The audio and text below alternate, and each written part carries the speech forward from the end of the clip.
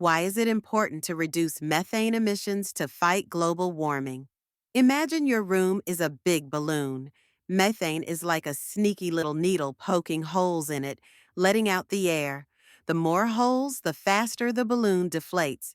Methane makes Earth hotter, like a big oven. If we stop the needle, the balloon stays full and Earth stays cooler. But here's the twist.